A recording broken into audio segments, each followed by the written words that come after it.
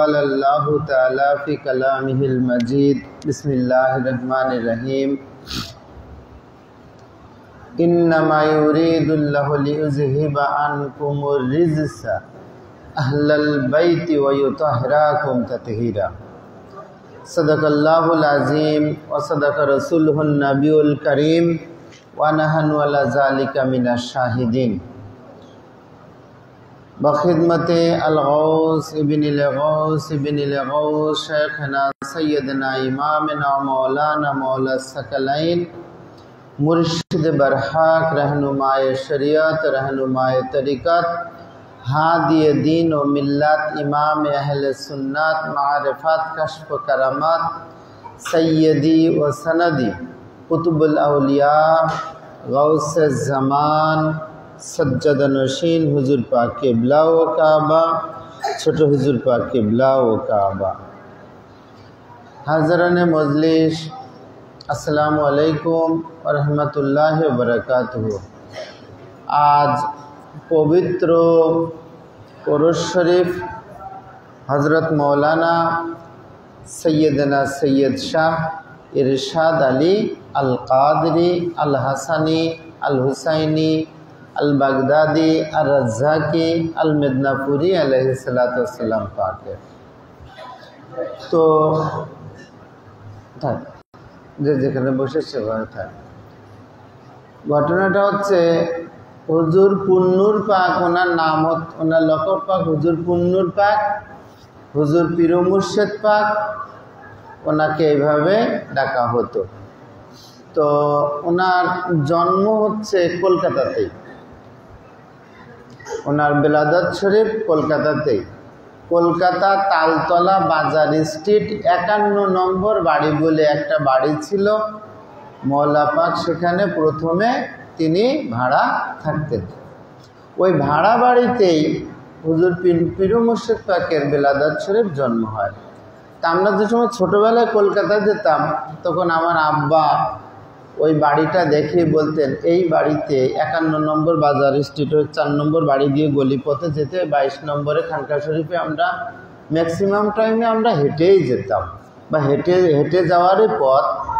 তো আব্বা বলতেন যে এইখানে এই বাড়িতে আমার দাদা হুজুর পাক দাদা মুর্শেদ পাক বেলাদত শরীফ হয়েছে। তখন আমরা ওই বাড়ি ধরে সেজদা করতাম, চুমু খেতাম এবং তাজিম করতাম। তো এখন আর সেই বাড়ির অস্তিত্ব নেই বললেই চলে, কারণ ওখানে আবার বিল্ডিং টিল্ডিং তৈরি হয়ে গেছে। তা যাই হোক, ঘটনা সেটা না, ঘটনাটা হচ্ছে এই যে একটা কথা মনে রাখবেন, পীরের স্মৃতি বুকের মধ্যে রাখাটা অনেক বড় ইবাদত। পীরের স্মৃতি বুকের মধ্যে ধারণ করে রাখা এটা কিন্তু বিরাট বড় একটা ইবাদত। তখন আপনার মনে হবে যে আমি একটা পীরের স্মৃতি সাধনা করছি। এই সাধনাটা হচ্ছে আত্মার সাধনা। মূলত মানুষ এই দরবারে আসে একটা কাজের জন্য, সেটা হচ্ছে এই আপনি যে নামাজ কালাম যা কিছু পড়ছেন এটা কিন্তু আপনি বাড়ি থেকেও পড়তে পারেন, আপনার বাসার বাড়ির পাশে যে সমস্ত মসজিদ আছে বা উপাসনালয় রয়েছে সেখানে কিন্তু আপনি এগুলো করতে পারেন। কিন্তু ওখানকার ইবাদত, ওখানকার নামাজ আর দরবার পাকে এসে নামাজ পড়ার মধ্যে একটা শান্তি আছে। এটার জন্যে কিন্তু মানুষ দরবার পাকে আসে। এই দরবার পাকে আসার কিছুটা ব্যাপার রয়েছে। মানুষ এমনি এমনি কেন আসবে? আপনি মনে করতেছেন ভাই এটা একটা মসজিদ, ঠিক আছে, এটা মসজিদ হতেই পারে, নিশ্চয় মসজিদ পাক, কিন্তু এই মসজিদ পাকে রুহানিয়াত আছে, যে রুহানিয়াতগুলো আমরা অন্য কোনো জায়গায় খুঁজে পাই না। সেই রুহানিয়াতের জন্য আমরা দরবার পাকে আসি। মানুষজন দরবার শরীফে এই কারণেই আসে। তো একটা জিনিস, এই যে বাজারে দেখবেন অনেক মিষ্টি পাওয়া যায়। মিষ্টি বলতে গেলে কিন্তু সেই সময় গুড় ছিল, গুড়ের মিষ্টিটাই সবচাইতে বেশি মিষ্টি। তা আমাদের এই রাজবাড়ী ডিস্ট্রিক্টের সাথে আপনার কলকাতার সাথে খুব ভালো সম্পর্ক ছিল তৎকালীন ব্রিটিশ আমলে। আর পীর মুর্শেদ পাকের জামানাটা ছিল পাকিস্তান পিরিয়ডে না, ব্রিটিশ আমলের সময় থেকে। আর শিয়ালদার থেকে প্রতিদিন একটা মেল ট্রেন আসতো গোয়ালন্দ বাজার পর্যন্ত, আর গোয়ালন্দ থেকে স্টিমার যোগে ঢাকায় যাওয়া যেত। যারা পুরাতন লোক তারা বুঝতে পারবেন।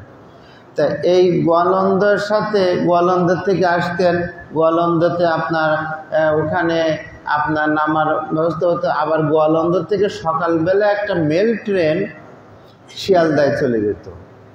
তো এইরকম ওরস শরীফে হলে তখন এই এলাকার ভিতরে তখন কোনো খানকা শরীফ ছিল না, ওই বড় মসজিদ পাকেই ছিল একটাই। তো বড় মসজিদ পাকে যখন ওরস শরীফ হতো তখন এক ডেক খানা পাক কলকাতার জন্য আলাদা করে রান্না হতো। তো সেই পাতিলটা কিভাবে রান্না হতো জানেন? খানা পাকটা রান্না মানে সব কিছু মাল মশলা হচ্ছে গোশত, তারপরে হচ্ছে চাউল ডাউল পানি যা কিছু দেওয়ার ওর ভিতরে একবারে দেওয়া হতো। দিয়ে ওর মধ্যে হচ্ছে পাতিলের উপরে ময়দার খামির করে আটা দিয়ে আটকে ওটা লাগিয়ে দেওয়া হতো। ওটার আর খোলার কোনো সুযোগ ছিল না। তেল হয়েছে না নুন হয়েছে না কম হয়েছে এই ধরনের টেস্ট করার কোনো সুযোগ ছিল না। নিয়াজ পাক তাবরুক পাক রান্নার অনেক নিয়ম কানুন আছে। তো সেই নিয়মের মধ্যে এইভাবে রান্না হতো। রান্নার শেষে ওই কাপড় দিয়ে লাল শালু কাপড় বলে, আপনারা যারা বাজারঘাট করেন চিনবেন, লাল শালু কাপড়, ওই লাল শালু কাপড় দিয়ে ওই পাতিলটাকে বেঁধে দেওয়া হতো। বেঁধে দিয়ে ওই কাপড় ধরে বড় মসজিদ পাকের থেকে রাজবাড়ি স্টেশনে নিয়ে যাওয়া হতো। নিয়ে যেয়ে ওই গার্ড সাহেবের পাশের রুমে ওই স্টেশনে একদম খালি একটা ঘরের ভিতরে ওই নিয়াজ পাকের ওই পাতিল খানা পাক তুলে দেওয়া হতো। আর ওইখানে বসে পীর মুর্শেদ পাক 22 নম্বর খানকা শরীফে ভালো ভালো যারা ভদ্রলোক আছে, খুব নামি দামি অনেক ভালো ভালো অনেক দূরের থেকে এসছেন, তাদেরকে বলতেন ভাই একটু বসে যান। পূর্ব পাকিস্তান থেকে আপনার এটা বলতো। তা ওখান থেকে রাজবাড়ির থেকে তাবরুক পাক আসছে, নিয়াজ পাক আসছে, যদি সম্ভব হয় একটু খেয়ে যাবেন। তা রাজবাড়ির নিয়াজ পাক এখানকার খানা পাক পীর মুর্শেদ পাক জানতেন যে রাজবাড়ির লোকজন কত ভালো ভক্ত।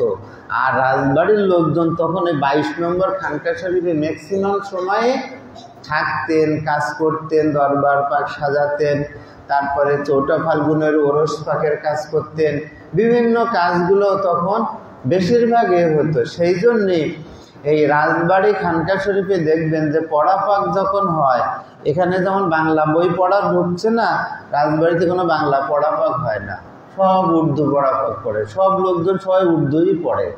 আর ওখানে কোনো বাংলার পড়ার কোনো সুযোগ নেই। একটাই জায়গা আছে যেখানে এখনো পর্যন্ত বাংলা কিতাব ঢোকানো হয়নি, বাংলা দেখে পড়ার কোনো সুযোগ নেই। আপনি যদি পড়তে চান আপনাকে উর্দু দেখে পড়তে হবে, অর্থাৎ আপনাকে উর্দু শিখতে হবে, সহিভাবে পড়তে হবে। পড়া শিখলে আপনি রাজবাড়ি খানকা শরীফে পড়তে পারবেন। তা যাই হোক, ওখান থেকে উনি খানা পাক নিয়ে আসার সাথে সাথে এই যে একটা জিনিস বোঝার চেষ্টা করেন, তাবারুক বলে কাকে?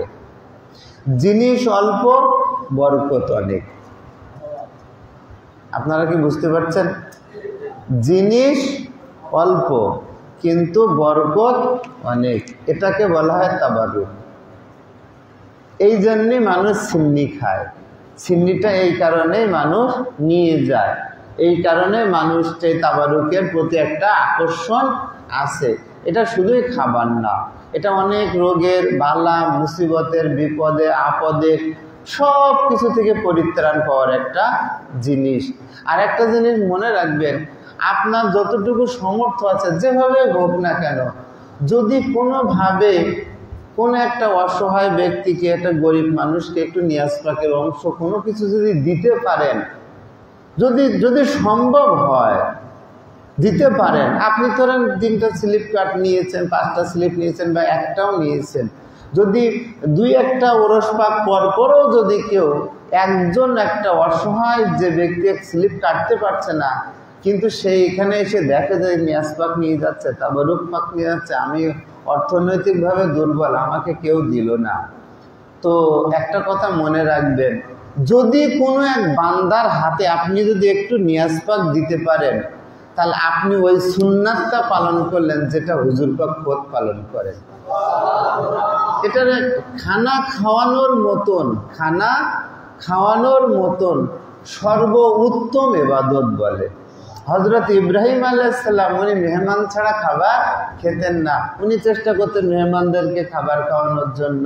তো এগুলো খাবার খাওয়ানো, মেহমানদারি করা, কাউকে মুখে রিজিক তুলে দেওয়া, প্রত্যেকটা দানায় দানায় বরকত আছে।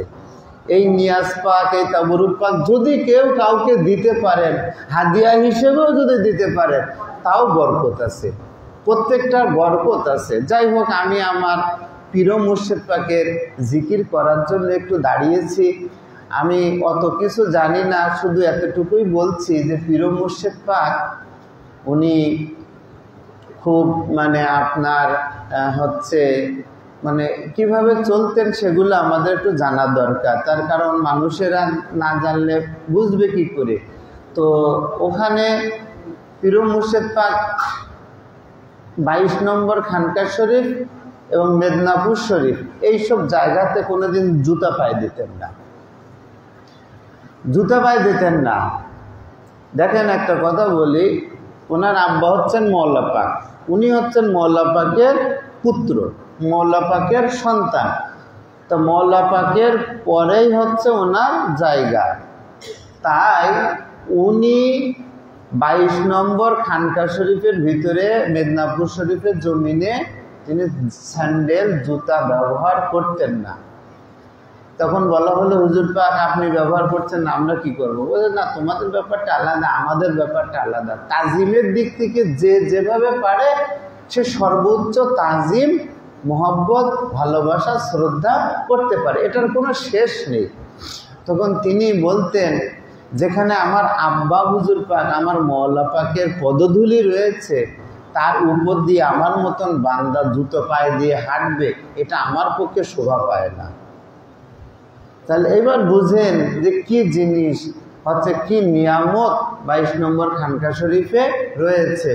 তো উনি অনেক সময় জানাজা আসতো, জানাজার জন্য চলে আসতো।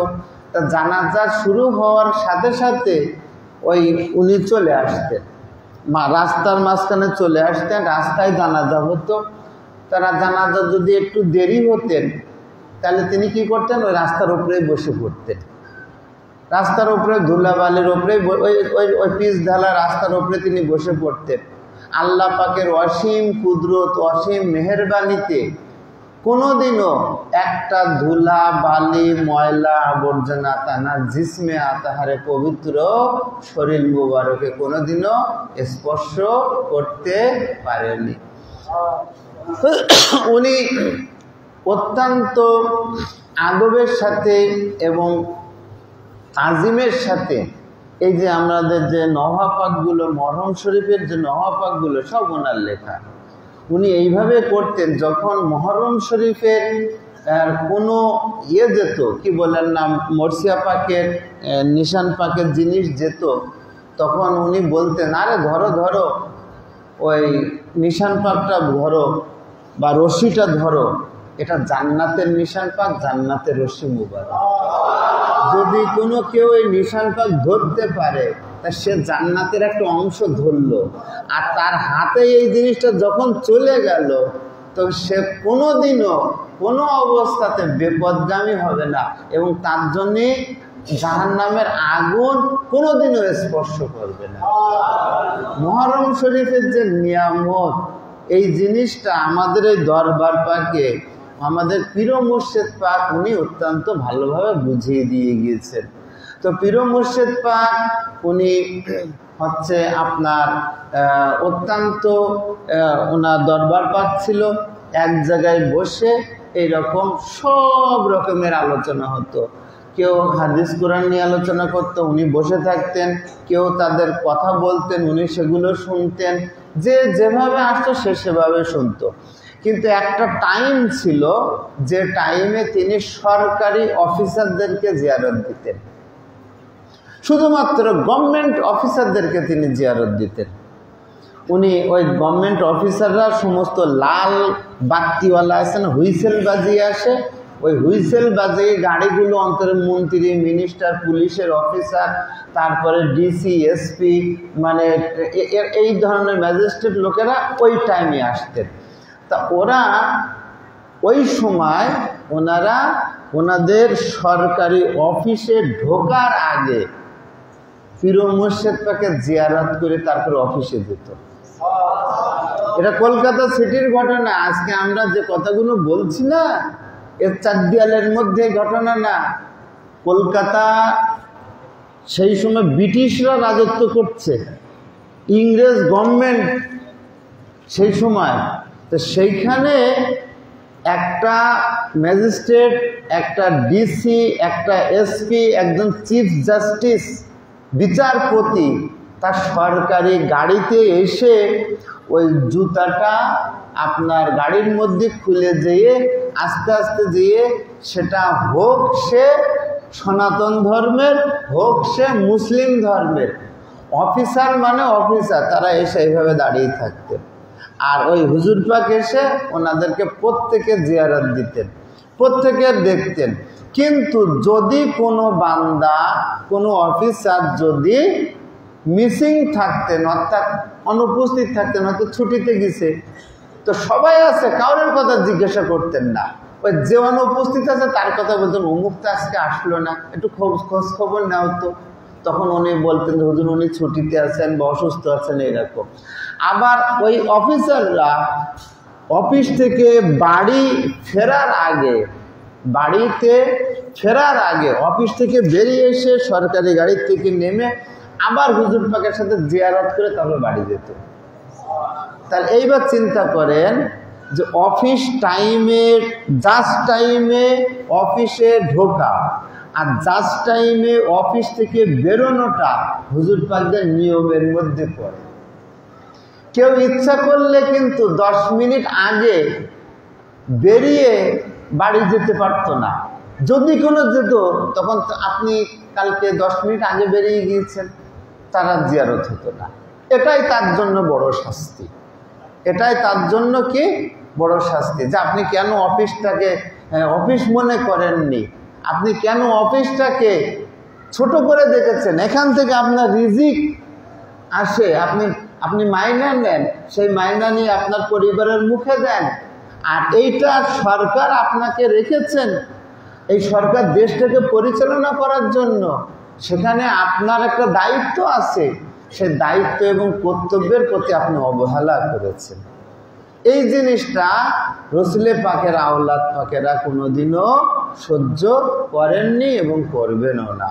একটা কথা মনে রাখবেন, দরবার পাকের একটা সম্মান আছে, ইজ্জত আছে, যে সম্মান এবং ইজ্জতের কারণে যুগ যুগ ধরে যত বড় কেউ হোক না কেন, কেউ কোনোদিন আঙুল তুলে কথা বলতে পারেনি এই পাক দরবার পাকের ব্যাপারে।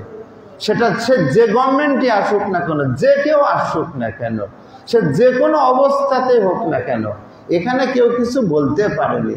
তো পীর মুর্শিদ পাকের জামানাতে এসডিও খুরশিদ বলে একটা লোক ছিলেন, যিনি ওই মুরিদ হয়েছেন আপনার কলকাতাতে, কিন্তু তার পোস্টিং হয়েছে কুমিল্লাতে, এসডিও সাহেব।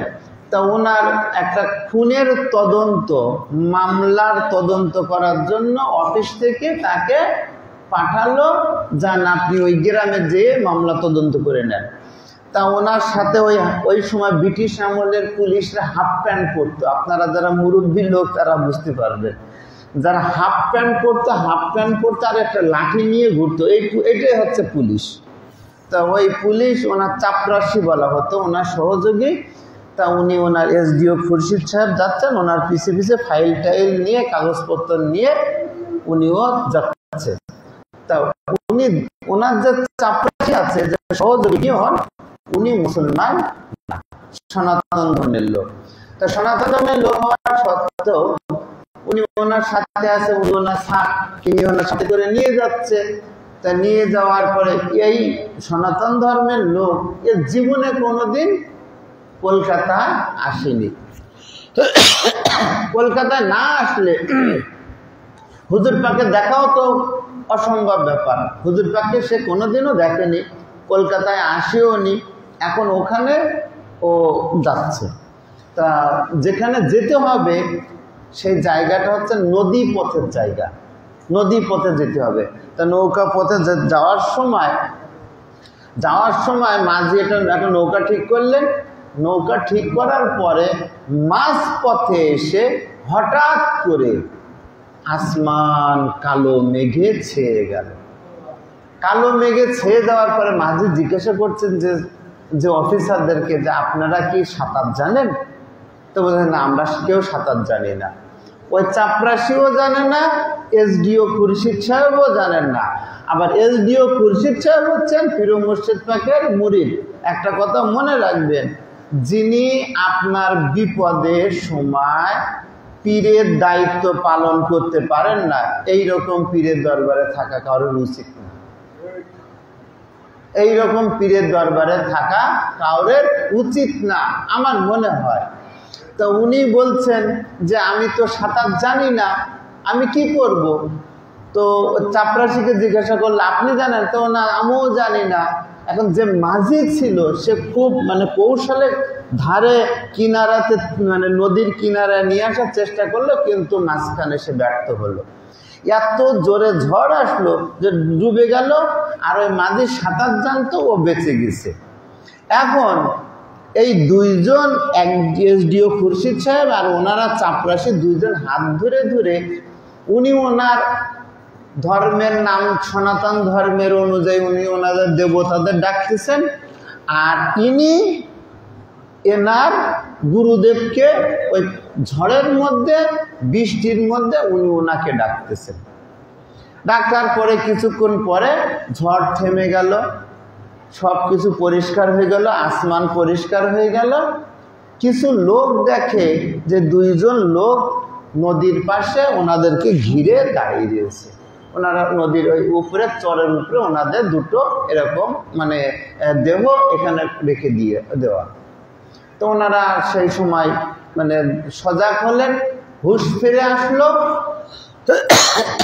হুঁশ ফিরে আসার পরপরই এসডিও খুরশিদ সাহেব উনি বললেন যে চলো, তাড়াতাড়ি চলো, থানায় চলো। উনি থানায় চলে গেলেন, তারপর রিপোর্ট যা দেওয়া দিয়ে দিলেন। পরের দিন ট্রেন ধরেই কলকাতা চলে আসলো। কলকাতায় চলে আসলেন, ওই সাথে ওই চাপরাশিকেও নিয়ে আসলেন। ওই হিন্দু ধর্মের, উনি সনাতন ধর্মের, উনিও চলে আসলেন। চলে এসে তো উনি বলছেন যে আমরা কোথায় আসলাম? তো বলে আমরা একটা গুরুদেবের কাছে এসেছি, ওই গুরুদেবের সাথে আমরা দেখা করে আবার চলে যাব। তা উনি ওনার হাফ প্যান্ট পরা, উনি ওনার সেই ধরনের লোক, আর উনি ওইভাবে বসে আছে। তো হঠাৎ করে যখন হুজুর পীর মুর্শিদ পাক খানকা শরীফে জিয়ারত দেওয়ার জন্য উনি হুজরা শরীফ থেকে বেরিয়ে আসতেছেন, তখন এসডিও খুরশিদ সাহেব এই সাইডে বসা, ওনার সাথে ওনার চাপরাশিও বসা। তখন ওই সাইড থেকে সবাই উঠে, হুজুর পাক আসা থেকে সবাই দাঁড়িয়ে গিয়েছে। তখন এই মাঝখান থেকে এই চাপরাশি, যিনি হিন্দু, উনি তখন বলছেন যে স্যার, আমি আমার ভগবানের, আমাদের দেবতাদের নামে শপথ করে বলছি, আমরা যে সময় ঝড়ের কবলে পড়ে ডুবে যাচ্ছিলাম, তখন এই গুরুদেব, কোন গুরুদেব? এই গুরুদেব আমাদের দুই হাতে এইরকম ধরে টেনে আমাদেরকে নদীর কিনারায় পৌঁছে দিয়েছে।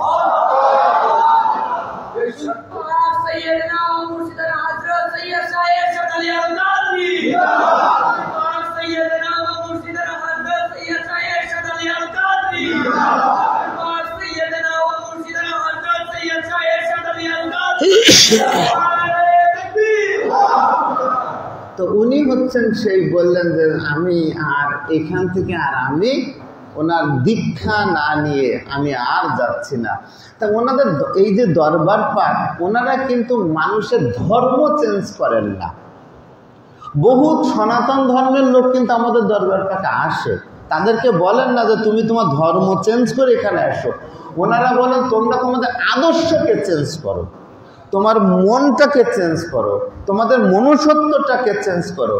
তোমার মধ্যে যে এজিদ লুকিয়ে আছে ওই এজিদকে কোরবানি দাও, জবাই করে শেষ করে দিয়ে এসে হোসাইনি ধর্মটাকে গ্রহণ করো। তোমার মনের মধ্যে যে পশু আছে এই পশুটাকে ফেলে এসো। এই দরবার হচ্ছে সেই জন্যই এখানে এসে মানুষদেরকে মানুষ হিসাবে দেখানো হয়, কে কোন জাতের এই জিনিসটাকে দেখানো হয় না। এই জিনিসগুলো এনাদের দরবার পাকে মাত্র বলা হয়। তো একজন লোক ছিলেন হাজী সাহেব, তার নাম ছিল হাজী সদরুদ্দিন সাহেব। হাজী সদরুদ্দিন সাহেব, ওনার বাড়ি ছিল কলকাতা নিউ মার্কেটের কাছাকাছি। আর 22 নম্বর খানকা শরীফ থেকে কলকাতা নিউ মার্কেটে হেঁটে যাওয়ার পথ একটু দূর ছিল, কিন্তু হেঁটে হেঁটেই যাওয়া যায়। আমরা সবসময় ছোটবেলা থেকে হেঁটে হেঁটেই ওই নিউ মার্কেটেই যাই, তো খুব বেশি পথ না। তো উনি ওখানে বাড়ি ওনার। তো আগে পীর মুর্শিদ পাকের জামানাতে যদি কোনো পীর ভাই মুরিদ মারা যেত তাহলে তার দাফন কাফন গোরস্থানে নিয়ে যাওয়া পর্যন্ত যত খরচ আছে দরবার পাক থেকেই দেওয়া হতো, সেই সময় নিয়ম ছিল। তো উনি হচ্ছে দরবার পাক। আর আপনারা জানেন কলকাতা সন্ধ্যার পরে সব দোকানপাট বন্ধ হয়ে যায়, যত বড় কিছু হোক না কেন। এখন ইদানিং খোলা থাকতে পারে, কিন্তু আপনারা জানলেন যারা খুব ছোটবেলার থেকে কলকাতায় যাচ্ছে তারা দেখবেন যে ওই সন্ধ্যার পরে দোকানপাট সব বন্ধ, কিন্তু ওরা খুব সকাল সকাল আবার দোকানপাটগুলো খোলে। তো যাই হোক, পীর মুর্শিদ পাকের কাছে এসেছেন একজন রেজিস্ট্রার, যিনি অফিসের দায়িত্ব নিয়ে লেখেন, খাতা কলমে লেখেন। একজন রেজিস্ট্রার আব্দুল লতিফ সাহেব, একজন ম্যাজিস্ট্রেট ডেপুটি ম্যাজিস্ট্রেট সাহেব, আর একজন পীর ভাই, তিনজন এসে হুজুর পাকের কাছে আসরের নামাজের পরপরই বলছে, হুজুর পাক হাজী আব্দুল লতিফ সাহেবকে দেখে আসলাম, হাজী সদরুদ্দিন সাহেবকে দেখে আসলাম, ওনার অবস্থা খুব একটা ভালো না। আমার মনে হয়, আমাদের মনে হয়, আমরা তিনজন দেখে এসছি তো, আমাদের মনে হয় উনি আর কিছুক্ষণ পরে দুনিয়ার থেকে চলে যাবেন। তা আপনি যদি দয়া করেন তাহলে কিছু টাকা পয়সা দিতেন, তাহলে আমি তাদের জন্য কাফনের কাপড় বা ওই কাফনের সামান আছে সেগুলো কিনে রাখতাম। কারণ সন্ধ্যা হয়ে যাওয়ার পরে যদি মারা যায় তা সারা রাত ওই কাফন ছাড়াই থাকাটা খুব হয়ে যাবে, আর কাফনের দোকানটা বন্ধ হয়ে যাবে, তখন আমরা কি করব? তার চাইতে একটু যদি অগ্রিম। তো হুজুর পাক বলছেন, বান্দা এখনো জীবিত আছে, কাফনের কাপড় কি কেনা যায়? যে জীবিত আছে তার কাফনের কাপড় কি কেনা যায় নাকি? অন্তত পক্ষে দেখো। তখন ওনারা বলছেন যে হুজুর বেয়াদবি মাফ করেন, দৌড়াদৌড়ি তো আমাদেরকেই করা লাগবে, আমাদেরকে দৌড়াইতে হবে। সেই রাতের অন্ধকারে কোথায় যাব, দোকান খুলবো, যদি হুজুর আপনি দেন। ওনার অবস্থা ভালো না। তখন হুজুর পাক কিছু বললেন না। তৃতীয়বার যখন বলতে গেছেন তখন হুজুর পাক হাত তুলে দিচ্ছেন, তখন হুজুর পাক হাত তুলেছেন। তখন হাত তুলে বলছেন যে এটা কি মুরগির বাচ্চা যে ইচ্ছা করলে চিলছো মেরে নিয়ে যাবে? আর আমার মুরিদ মরবার আমি জানবো না? হ্যাঁ, কখন কে মারা যাবে, কখন কি হবে না হবে, আমার একটা মুরিদ, তাকে আমি লালন পালন করেছি আমার সে সন্তানের মতন। হ্যাঁ, আর সে যখন মারা যাবে আমি বুঝতেই পারবো না সে না তার একটা। তখন তিনি বলে উনি ঘরের মধ্যে চলে গেলেন, হুজরা শরীফে চলে গেলেন।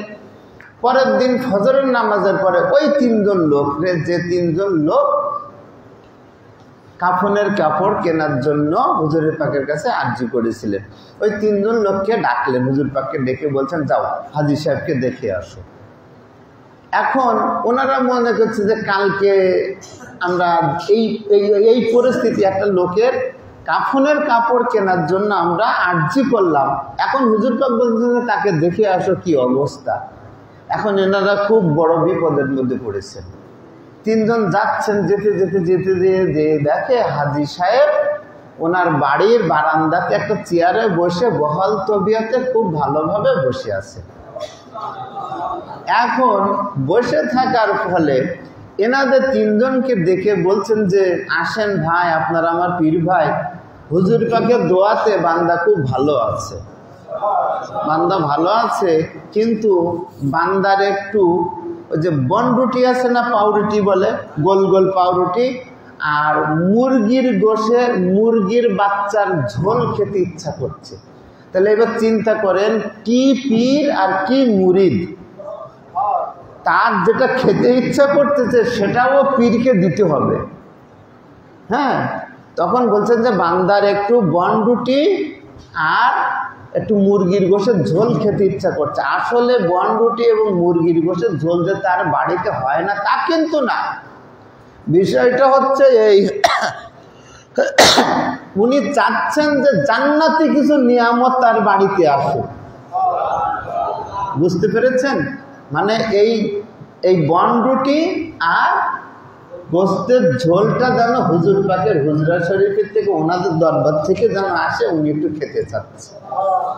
উদ্দেশ্য কিন্তু এটা না, উদ্দেশ্যটা দুইজনের উদ্দেশ্যই ভালো, ওনার উদ্দেশ্যটা ভালো। তখন উনি বলছেন যে আমার খুব খেতে ইচ্ছা করছে বনরুটি আর মুরগির গোশের ঝোল। এখন এই তিনজন লোক মহা বিপদে পড়ে গেছে। কালকে বলেছে হুজুর কাফনের কাপড় দেন, এখন যে কি বলবে যে বনরুটি আর মুরগির গোশের ঝোল খেতে চাচ্ছে, তাহলে কি বলবে লোকে? যে একটা লোকের কাফনের কাপড় কেনার জন্য টাকা চাচ্ছি, আবার এখন বলছে যে বনরুটি আর মুরগির গোশের ঝোল খেতে ইচ্ছা করছে, তখন এরা খুব বিপদে পড়েছে। দেখেন, একটা কথা বলি, পীর সবার পীর, শুধু ডাকলেই হবে, মন থেকে ডাকতে হবে। সে যেভাবে ডাকুক না কেন, এর মধ্যে 50, 60, 100, 200 লোকজন আছে, 200, 300, প্রত্যেকটা পীর কিন্তু প্রত্যেকটা লোকের অন্তরে প্রত্যেকটা লোকের আর্জি আলাদা আলাদা, এবং এই আর্জি অনুযায়ী তাদেরকে বান্দাদেরকে পরিপূর্ণ করে তারপরে বাড়ি এখান দরবার পাক থেকে বিদায় করার নাম হচ্ছে পীর। এটা থেকে দরবার পাক থেকে একটা লোক আসলো, তার দরবার পাক এসেছে মেহমান, আর মেহমান মানে অপূর্ণ হিসেবে খুশি না হয়ে এখান থেকে যাবে, এটা বাড়িওয়ালার জন্য একটা লজ্জাকর বিষয়। আমি আমার কথাগুলো আপনারা হয়তো খুব ভালোভাবে কি নিচ্ছেন কি না নিচ্ছেন আমি ঠিক জানি না, তবে আমি যে কথাগুলো বলছি সেগুলো হয়তো আপনাদের মনের কথাও হতে পারে। তো তখন কি হলো, ওদিক থেকে মওলা পাক হুজুর পাকরা কাউকে কখনো বেইজ্জতি করেন না, ইজ্জত সম্মান কাউকে নষ্ট করেন না, যার যার সম্মান তার জায়গায় রেখে দেন। তো ওখান থেকে যখন শুনলেন এনারা তিনজন আবার 22 নম্বর খানকা নিউ মার্কেটের থেকে দিকের থেকে 22 নম্বর খানকা শরীফের দিক যাচ্ছে, এই তিনজন বলছে যে কালকে কাফনের কাপড় কিনতে চাইলাম, আজকে আবার মুরগির গোশের ঝোলের কথা কি করে বলি। ওদিক থেকে হুজুর পাক একজনের হাতে স্টিলের বাটিতে, স্টিলের টিফিন বাটি আছে না, টিফিন বাটিতে ওই স্টিলের বর্তন বলে, বর্তন যেটাতে আমাদের এলাকার লোকজন এইরকম বর্তন, এরকম বর্তনে করে স্টিলের বাটিতে করে আপনার মুরগির গোশের ঝোল ওই রাত্রে রান্না করে রেখেছিলেন, রান্না করে রেখে সকালবেলা গরম গরম ওই পাউরুটি দিয়ে হাজী সাহেবের বাড়ির দিকে পাঠাচ্ছেন। তো এই সাইডে তো লোকটা নিয়ে যাচ্ছেন নিজের খাবারের বাটি হাতে, উনিও দরবার পাকের লোক, ইনিও দরবার পাকের লোক। তো ভাই কোথায় যাচ্ছেন? তো বলছে হুজুর পাক হাজী সাহেবের বাড়িতে এই মুরগির গোশের ঝোল আর বনরুটি হুজুর পাক তার জন্য হাদিয়া হিসেবে পাঠিয়ে দিয়েছেন, তার বাড়িতে দিয়ে আসতে বলেছেন, তাই আমি যাচ্ছি। তাহলে এখন যেয়ে তাকে হুজুর পাকের সামনে আতা লজ্জিত হওয়া লাগলো না। এভাবে হুজুর পাকরা মানুষদেরকে বান্দাদেরকে ভালোবাসেন। হুজুর পাকে যে দরবার পাকে অসংখ্য লোকজন আসতেন, তার মধ্যে স্বনামধন্য কিছু কিছু লোকজনের আপনাদেরকে নাম বলছি। ডাক্তার বিধানচন্দ্র রায়, ডাক্তার বিধানচন্দ্র রায়ের নাম শোনেনি ভারতবর্ষের লোক, বাঙালির লোক এমন ধরনের লোক, লেখাপড়া জানাওয়ালা লোক, মুরব্বি টাইপের লোক, এমন ধরনের লোক একটাও পাওয়া যাবে না। এখনকার ছেলেরা না জানতে পারে, ইয়াং বয়সের লোকজন না জানতে পারে, এটা স্বাভাবিক। কিন্তু পুরাতন লোকেরা ডাক্তার বিধানচন্দ্র রায়ের নাম শোনেনি এমন ধরনের লোক নেই। ইনি কি করতেন? ইনি প্রতিনিয়ত দরবার পাকে আসতেন এবং হুজুর পাকের জিয়ারত ছাড়া সে থাকতেই পারত না। হুজুর পাকের জিয়ারত ছাড়া সে থাকতেই পারত না। আর ওনার পোস্ট ছিল পশ্চিম বাংলার মুখ্যমন্ত্রী, প্রধানমন্ত্রী, সিএম এর চেয়ার পেয়েছিল। সিএম এর চেয়ার, মুখ্যমন্ত্রীর চেয়ার পেয়েছিলেন, অনেক বড় সর্বোচ্চ চেয়ার। উনি এসে যার চেয়ার সবচাইতে ওখানে, আর সে এসে বসতো সবচাইতে নিচে। এটার নাম হচ্ছে দরবার। বুঝতে পেরেছেন? এটার নাম হচ্ছে দরবার পাক। যার চেয়ার গভর্নমেন্ট লেভেলে সবচাইতে উঁচু, যার পিছনে পুলিশ থাকে, সামনে পুলিশ থাকে, একটা গাড়ি নিয়ে যাওয়ার জন্য 10টা গাড়ি পিছনে লাল বাতি জ্বালিয়ে চলে যায়, এই লোক এসে ওনার দরবার পাকে এইভাবে বসতে। তার চেয়ে বেশি কি কার কি বলবো। তা ওনার একটা বন্ধু ছিল, ওনার একটা বন্ধু ছিল ডাক্তার সুরেন। এই ডাক্তার সুরেন ছিল একটা নাস্তিক। তিনি হিন্দু ধর্মে, সনাতন ধর্মে জন্মগ্রহণ করেও তিনি ঠাকুর দেবতা বিশ্বাস করতেন না। এগুলো আরে থামো, কথা বলবো না। উনি মেডিকেল সায়েন্সের লোক, বলতেন না এমনি মানুষ এমনি এমনি হয়, মানুষ এমনি এমনি মরে যায়, মানুষ এমনি এমনি শেষ হয়ে যায়, এই সমস্ত কথা বিশ্বাস টিনাস করতেন না। তো উনি কোনোদিন বিশ্বাস করতেন না। আবার ডাক্তার বিধানচন্দ্র রায় তাকে কোনোদিন বিশ্বাস করানোর জন্যও চেষ্টা করতেন না।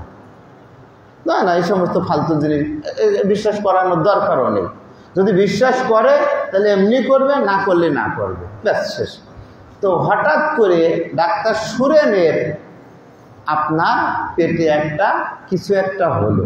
এখানে হওয়ার পরে লোকজন, ডাক্তার, কলকাতার মেডিকেল বোর্ড এবং টিম বসিয়ে সেটা টেস্ট করলো এবং তারা পরীক্ষা নিরীক্ষা করে বলছে যে ডাক্তার সুরেনের ক্যান্সার হয়েছে। সে ব্রিটিশ আমলে ডাক্তার সুরেন কি হয়েছে? ক্যান্সার হয়েছে। যতই ডাক্তার হোক আর যাই হোক না কেন, মরার ভয় সবার আছে। সে ডাক্তার হোক আর রুগী হোক, যে হোক না কেন, মরার ভয় সবার আছে।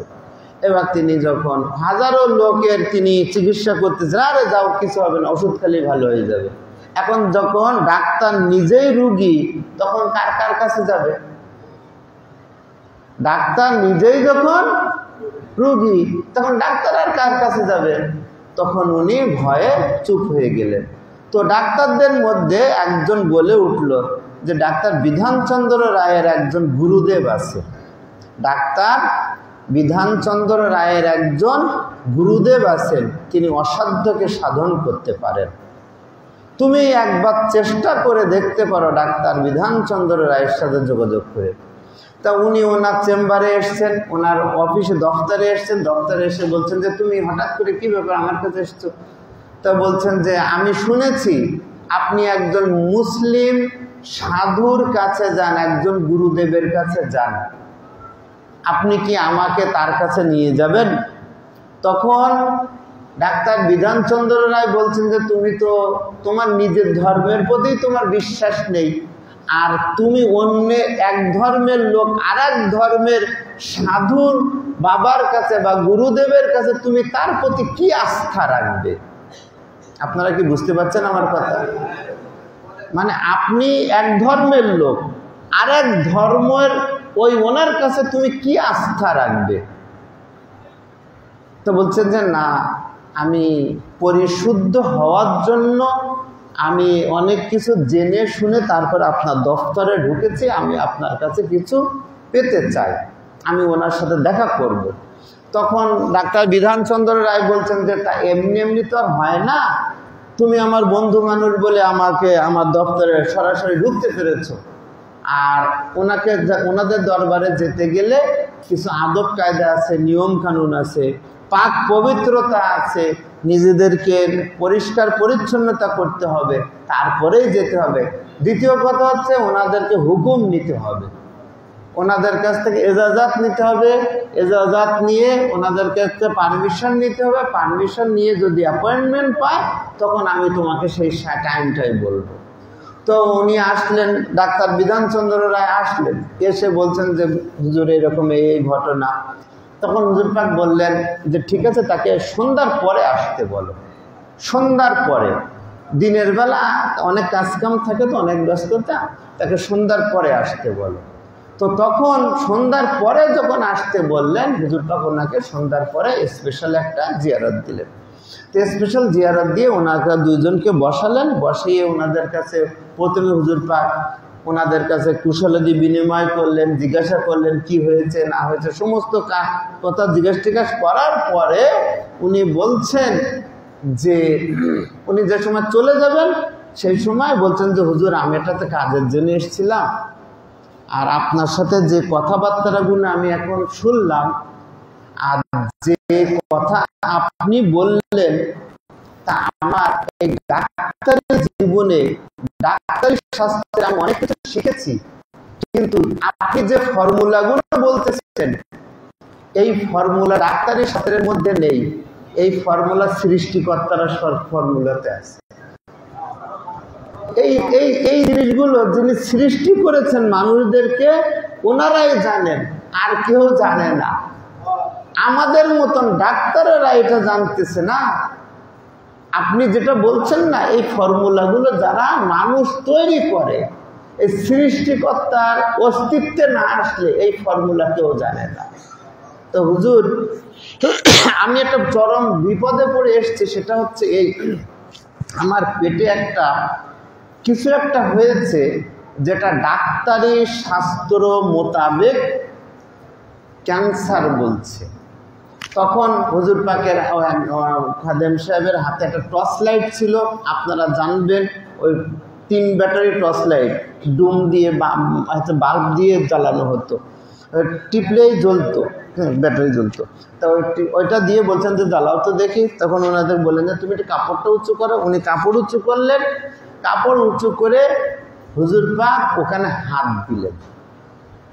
এই সেই হাত যেটা রহমাতুল্লিল আলামিন থেকে পরস্পর আসতেছে, এই সে হাত ওখানে স্পর্শ করলেন। স্পর্শ করে উনি ওই লাইট দিয়ে দেখলেন, লাইট টিপে দেখলেন। লাইট টিপে দেখার পরে হুজুর পাক টিপে টিপে বললেন, আরে না, এগুলো ক্যান্সার ট্যান্সার কিছুই না, এটা শুধু মামুলি একটা ফোড়া মাত্র, ফোড়া, একটা কিচ্ছু না, এটা একটা ফোড়া। আপনি এখান থেকে যাওয়ার পথে তোকমারি বলে একটা বোনাজি ঘরে বা ওই কবিরাজি ঘরে একটা পাওয়া যায়, তোকমারি বলছে, ওই তোকমারি কিনে পানিতে ভিজিয়ে এর উপরে পুরো লেপ দিবে, আপনি ঘুমিয়ে পড়বেন, সকালবেলা ভালো হয়ে যাবে। দেখেন কি বড় ডাক্তার, যাদেরকে অ্যাপয়েন্টমেন্ট নিতে ডাক্তারদের সিরিয়াল লাগে, এত বড় ডাক্তার ছিল, কলকাতা ফেডারেশনের ডাক্তার, মেডিকেল বোর্ডের বড় বড় ডাক্তার। তো সেখান থেকে উনি দেখলেন, উনি ওখান থেকে বাজারে যাওয়ার পথে উনি ওই তোকমারি কিনে নিয়ে যেয়ে উনি এখানে পুরো লেপ দিয়ে ঘুমাই পড়লেন। রাতটা এত গভীর সুন্দর ঘুম হলো। অন্য অন্য দিন যন্ত্রণা করে, আজকে কোনো যন্ত্রণা নেই, ব্যথা নেই, কিচ্ছু নেই, একদম পরিষ্কার ঝরঝরে ব্যথা। তো ডাক্তার মানুষ, হাতে হাইজেনিক, এটা গ্লাভস ফ্লাস পরে, ফোড়া কাটতে গেলেও অনেক কিছু নিয়ম কানুন আছে। অপারেশন থিয়েটারের মধ্যে ঢুকাবে, তারপর অপারেশন করবে, নিয়ম কানুন। উনি সকালবেলা উঠে দেখে তার ফোড়া পেকে টন টন করতেছে, ফোড়া পেকে টন টন করতেছে। হাত দিয়ে অল্প নিজের পেটে নিজে অল্প দিয়ে এইভাবে চাপ দিলেন, হুচাত করে আপনার কিছু পদার্থ শরীর থেকে ধাম করে পড়ে গেল, একদম পুরো শরীর ঝরঝরে, একদম পুরো রোগ মুক্ত। তখন উনি ওখান থেকে গোসল করে পরিষ্কার হয়ে এই দরবারে দাঁড়িয়ে 22 নম্বর খানকা শরীফে দাঁড়িয়ে তিনি যে কথাটা লিখেছেন, ডাক্তার সুরেন যে কথাটা উনি লিখেছেন, লিখে বলছেন যে ভগবানের মধ্যে যে ঐশ্বরিক ক্ষমতা আছে, সেই ঐশ্বরিক ক্ষমতাটা এই হুজুর পাকের দেওয়া দান। এইবার ডাক্তার বিধানচন্দ্র রায়, আমরা এগুলো কেন বলছি জানেন, যে এই দরবার কিন্তু মানুষদের দরবার, মানুষ যারা মানুষ তাদের জন্য, অমানুষদের জন্য না। এখানে মনুষ্যত্ব তৈরি হয়।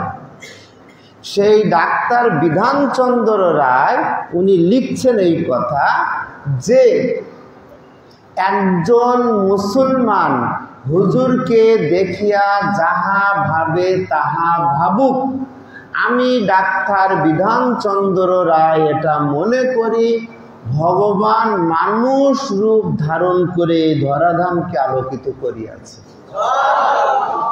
এইবার বোঝেন যে এনারা আল্লাহ পাকের ওলিত্ব নিয়ে দুনিয়াতে বিচরণ করছে। আল্লাহ রব্বুল আলামিনের যে কুদরত, এই জিনিসটা আপনাদের মাঝখানে তুলে ধরছে। আপনার কি সম্ভব ওইখানে যাওয়া? আর ওনার কি সম্ভব এখানে এসে আপনার ইবাদত দেখা? দুটোই সম্ভব না। তাহলে আপনাদের কথাগুলো এখান থেকে ইবাদতগুলো নিয়ে ওইখানে পৌঁছানো এবং ওনার ওই কথাগুলো এখানে নিয়ে এসে মানুষদের মাঝখানে দেওয়ার নাম হচ্ছে ওলি। আপনাদেরকে আমি বুঝাইতে পারছি কিনা আমি ঠিক জানি না। আসলে অনেকেই চিল্লি কথা বলে, তো আমি আবার সেটা পারি না। গান গেয়ে গজল গেয়ে সুর করে পারে, হ্যাঁ, এগুলো আমি পারি না। এখন অনেকে অনেক কিছু পারে না, তার জন্য সেটা ব্যর্থতার স্বীকার করতেই হবে, নিশ্চয়ই করতে হবে। তো এটা হচ্ছে ওনাদের দরবার পাক দরবার পাক।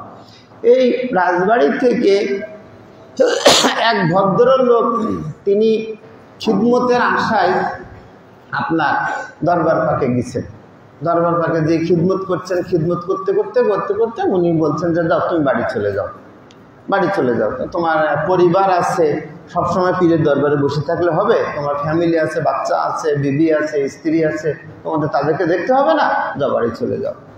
তো ও কান্নাকাটি করতেছে, ওর চোখ দিয়ে খুব পানি পড়তেছে, অঝরে পানি পড়ছে। তো বলছে তুই কাঁদছিস কেন? হুজুর বলছেন তুই কাঁদছিস কেন? তো হুজুর এই যে সকালবেলা উঠতাম, চেহারা মুবারক, আপনার চেহারা মুবারক দেখে আমার কলিজাটা ঠান্ডা হয়ে যেত। দরবার পাকে তাবুরুক পাক খাতাম, আপনার দরবার পাকে কাম পাক করতাম। এখন আমি বাড়ি চলে যাচ্ছি, সেই আমার বাড়ি অনেক দূর, সেখান থেকে কি করে আর আপনার এই চেহারা মুবারক আর কোনোদিন দেখতে পারবো কিনা, কি করব হুজুর পাক, সেই জন্য আমি কান্নাকাটি করছি। তখন পীর মুর্শিদ পাক যে কথাটা বললেন, সেই কথাটা হচ্ছে এই যে শোন, এক কাজ করবি, তুই বাড়ি চলে যা, তোর পরিবার আছে, তোর সন্তানেরা আছে, তোর স্ত্রী পুত্র আছে, তাদেরকেও দেখাশুনো করতে হবে। যখন আমার দেখতে ইচ্ছা করবে, আপনারা কি বুঝতে পারছেন? যখন হুজুর পাক বলছেন যখন তোর পীরকে তুই দেখতে ইচ্ছা করবি, তোর পীরের কথা শুনতে ইচ্ছা করবি, তোর পীরের নিয়ামত পেতে ইচ্ছা করবি, তখন তুই এক কাজ করবি, কোনো একটা গরিব পীর ভাইয়ের বাড়িতে চলে যাবি, অনেক ধনীর বাড়িতে না। হুজুর পাক কিন্তু ঠিকানা বলে দিচ্ছেন যে পীর কোন জায়গায় থাকে। কোনো একটা গরিব পীর ভাইয়ের বাড়িতে চলে যাবি, সেখানে বসে কিছু লোকদেরকে ডাকবি, ডেকে বসিয়ে আমার এখানে যা যা দেখছিস, যা যা শুনেছিস, যা যা করছিস, এইগুলোই তুই ওখানে ওই পীর ভাইদের মাঝখানে ওনাদের কাছে বলবি। ওখানেই ওই মজলিসে তুই আমার খুশবু পাবি, ওখানেই তুই আমার খুশবু পাবি, অর্থাৎ আমি ওইখানেই চলে যাব। তাহলে এইবার বুঝেন, পীর খোঁজার জন্য অনেক কিছু করা লাগে না, শুধু একটা ভালো কিছু মন থাকলেই পীরকে খুঁজে পাওয়া যায়। হ্যাঁ, পীর কিন্তু অনেক ভালো জায়গায় বাস করেন না, একটা ভালো হৃদয়ের মধ্যে বাস করেন। সেখানে মহব্বতের একটা জায়গা আপনাকে তৈরি করতে হবে। সেই জায়গাটার নাম হচ্ছে কলব। সেটা একটা জায়গাটা না তৈরি করতে পারলে, এই জায়গাটা যদি অপবিত্র হয়ে যায়, আপনি ডাকলে পাবেন না। এটা ডাকতে গেলে এটাকে পরিষ্কার, আত্মাকে পরিষ্কার করতে হবে। আত্মার শুদ্ধতা না নিলে হবে না। এই শুদ্ধ আত্মাটাই হচ্ছে ভালো জিনিস। এই শুদ্ধ আত্মা নিয়েই দরবার পাকে আসতে হবে, দরবার পাকে যেতে হবে। তারপরে শুধু যে তাদের মধ্যেই যে তা না, আপনার আমাকে মানুষের মধ্যে বিচরণ করতে হবে। আমরা যাতে মানুষের মধ্যে মনুষ্যত্ব, ভ্রাতৃত্ব বন্ধন তৈরি করতে পারি। আপনার মধ্যে, আপনার আমার আচার আচরণে, ব্যবহারে, কথাবার্তাতে, চাল চলনে যদি অন্যের কষ্ট হয়ে যায়, এটা কিন্তু মনুষ্যত্বের মধ্যে আসে না। এটা কখনোই দরবারের মধ্যে আসে না। দরবার পাপ হচ্ছে ওইটা, যেটা হচ্ছে আত্মার শুদ্ধতা, পরিশুদ্ধতার নাম হচ্ছে দরবার পাক। যেখানে মানুষ, আমাদের এই দরবার পাকে এখানে মানুষদেরকে পবিত্র নিয়তে মানুষদেরকে খাবার খায়। বড় হুজুর পাক যেখানে যেতে আগে ওনার ঢোকার আগে লঙ্গ চালু হয়ে যেত, লঙ্গ খানা চালু হয়ে যেত। এখানে কি হতো, মানুষ এসে বসে খানা খেত, সহকারে খাবার খেত, নিয়ামত খেত, তাবরুক খেত। যেখানে মানুষ অবস্থায় রয়েছে, সেখানে দরবার পাকে এসে শান্তিতে বসে ভাত খাচ্ছে, খাবার খাচ্ছে, গ্যাস পাচ্ছে, তাবরুক পাচ্ছে। সেখানে বৈষম্যতা সৃষ্টি করা যাবে না। বুনিয়াদ শরীফে যারা গিয়েছেন তারা দেখবেন, যারা হচ্ছে ওই স্থানীয় লোকজন, তাদের জামা কাপড় নেই, একদম অবস্থায় হোক না কেন, যে অবস্থা ভৌগোলিক পরিবেশে যাই হোক না কেন, ওখানে তো ওরা 12 মাস খেয়ে, আমরা 2 দিন 3 দিনের জন্য ওখানে মেহমান হয়ে যায়। আমরা একটা গাড়ি নিয়ে গেলাম, ভালো দামি জামা কাপড় গাড়ি দিয়ে খেলাম, কিন্তু ভাই আমি তো ওখানে 2 দিন থেকে 3 দিনের জন্য গিয়েছি। আর ওরা যে 12 মাস সারাটা বছর যে মাজার পাক বসে রয়েছে, সারা বছরটাকে ওটাকে ঘিরে রয়েছে। কখনোই আমাদের জন্য খানা আলাদা, তাদের জন্য খানা আলাদা, পাক আলাদা করেন। আমরাও যতটুকু খানা পাক পেয়েছি, ওরাও ততটুকু খানা পাক পেয়েছে। পৃথিবীর মধ্যে যদি কোনো বাদশাহ, সুলতান, শাহেনশাহ থেকে থাকে, আমার পাকদের উপরে আর কেউ নেই, কেউ নেই। এতগুলো খাবার খেয়ে দেখা না কেউ কোনোদিন, দেখা কেউ পারবে না। খাওয়ানোর আগেই চিন্তা করবে যে আমার দরবার, আমার তো পকেট খালি হয়ে যাবে, আমার খালি হয়ে যাবে, খাবার খাওয়া চিন্তাই করতে পারে না। যখন আপনি আল্লাহর রাস্তায় খরচ করবেন, এই নিয়ত যখন আপনার থাকবে, তখন মনে করে নেবেন যে এই রাস্তাটা আল্লাহ সাহায্য করবে, এবং সাহায্য সহযোগিতার জন্য ওনার আল্লাহর আসমানের ফেরেশতারা চলে আসবে, ফেরেশতারা চলে আসবে। জানেন এই দরবার পাকের মর্তবা কি? কোরআন শরীফে লেখা রয়েছে। বিবি মরিয়মের নাম শুনেছেন? উনি বাইতুল মুকাদ্দাসের মধ্যে থাকতেন, তখন ওনার খাবার নিয়ে আসতো জিবরাইল। ওনার খাবার নিয়ে আসতো কে? জিবরাইল ফেরেশতা।